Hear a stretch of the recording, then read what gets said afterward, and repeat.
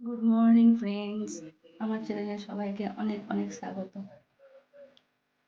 আজকের ব্লগটা এখান থেকে স্টার্ট করছি। দেখো আমি রেডি হয়ে নিয়েছি। আমি এখন যাব, কোথায় যাব এখন বলবো না, পরে দেখতে থাকো তোমরা।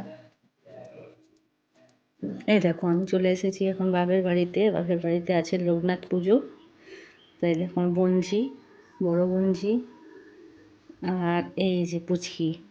পুচকি তো আমাকে পেলে আর কিচ্ছু যায় না, স্কুলে উঠে পড়েছে, নিয়ে আবার বদমাশি শুরু করেছে।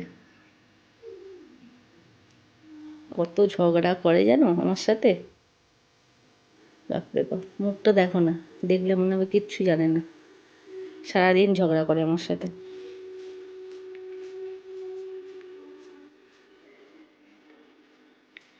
আর এদিকে দিদির আমার দিদি হচ্ছে পুজোর ভোগ টোগগুলো রান্না করছিল বসে, একটু দেখিয়ে দিলাম তোমাদের।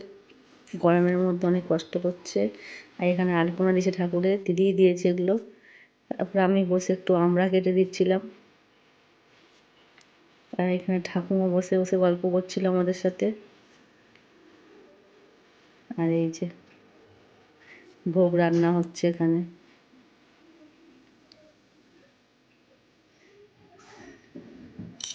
দিদি দিদি রান্না করে যাবতীয় যা কিছু বাপের বাড়ি এলে। আমি শুধু ফ্যান হাত পা ছড়িয়ে ঘুমাই। আর এই যে গঞ্জিতে চান করিয়ে দিলাম, দিয়ে আমার মাথা পাতা আঁচড়ে দিচ্ছিলাম। দেখো শুধু ওর বদমাশিটা দেখো। তারপরে এত গরম লাগছিল না, ওই জন্য পাশের একটা মন্দির ছিল, মন্দিরে নিয়ে গিয়ে একটু বসেছিলাম আমরা। এই পাশেই বজরংবলীর মন্দির আছে, এই মন্দিরটা একটু বসেছিলাম, ছেলে আমি বোনঝি বসেছিলাম ওখানে। এই যে নমস্কার করছিল, নানা রকম দুষ্টুমি করছিল। তারপরে এই যে ঘরে এলাম, এসে এই যে ভোগ রেডি করা হয়ে গেছে। এই যে এখানে খিচুড়ি, ভাজা, পায়েস, তারপরে লুচি, সুজি, পায়েস, খিচুড়ি,